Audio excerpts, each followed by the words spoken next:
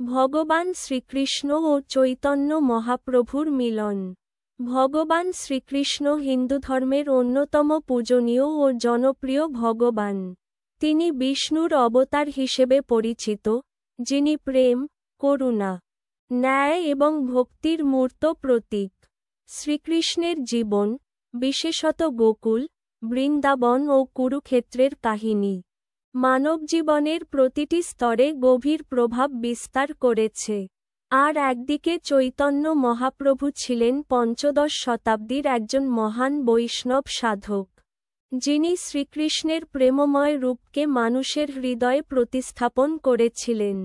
তার জীবন ছিল ভক্তিময় এবং কীর্তনের মাধ্যমে ভগবানের প্রেম বিতরণই ছিল তার মূল ব্রত। চৈতন্য মহাপ্রভুর বিশ্বাস ছিল, ভগবান কেবল শক্তিমানের প্রতীক নন, তিনি প্রেমময়। তিনি শ্রীকৃষ্ণের রাধাময় রূপে পূর্ণ এবং সকলের সঙ্গে প্রেমের বন্ধনে জড়িত।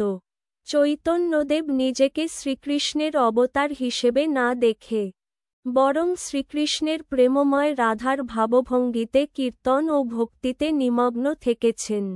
কিন্তু বৈষ্ণব মত অনুযায়ী, চৈতন্য মহাপ্রভু আসলে ছিলেন শ্রীকৃষ্ণ স্বয়ং, যিনি রাধার প্রেমের গভীরতা অনুভব করার জন্য মানবরূপে অবতীর্ণ হয়েছিলেন। এই মিলনের রহস্য ঠিক এখানেই। শ্রীকৃষ্ণ তার জীবনে রাধার প্রেমকে পূর্ণরূপে উপলব্ধি করতে পারেননি।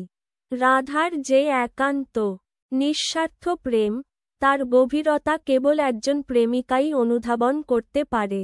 এই উপলব্ধির জন্যই শ্রীকৃষ্ণ রাধার ভাব ও রূপ গ্রহণ করে চৈতন্য মহাপ্রভু হিসেবে এই পৃথিবীতে আগমন করেন।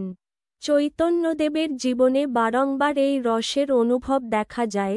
তিনি রাধার মতো কাঁদতেন, শ্রীকৃষ্ণের নামে উন্মাদপ্রায় হয়ে পড়তেন। এটি এক প্রকার ভগবানের নিজের সৃষ্ট প্রেমের স্বাদ নেওয়া, যা শ্রীকৃষ্ণ চৈতন্য রূপে পূর্ণতা পান। চৈতন্য মহাপ্রভুর আন্দোলন, সংকীর্তন আন্দোলন, মানুষের হৃদয়ে শ্রীকৃষ্ণ প্রেম জাগানোর এক বিপ্লব ছিল। তিনি বলতেন, হরে কৃষ্ণ মহামন্ত্র জপ করে মানুষ ভগবানের সঙ্গে একাত্ম হতে পারে। এই আন্দোলনে শ্রীকৃষ্ণ ও চৈতন্যদেব এক হয়ে যান, কারণ চৈতন্য ছিলেন সেই কৃষ্ণ, যিনি প্রেমময় রাধার অন্তর থেকে জগৎকে আলিঙ্গন করতে চেয়েছিলেন। চৈতন্য মহাপ্রভুর প্রধান শিষ্যগণ যেমন রূপ গোস্বামী, সনাতন গোস্বামী, তারা শাস্ত্রসম্মতভাবে প্রমাণ করেন যে চৈতন্যদেব হলেন যুগাবতার ও শ্রীকৃষ্ণের যুগ্মরূপ।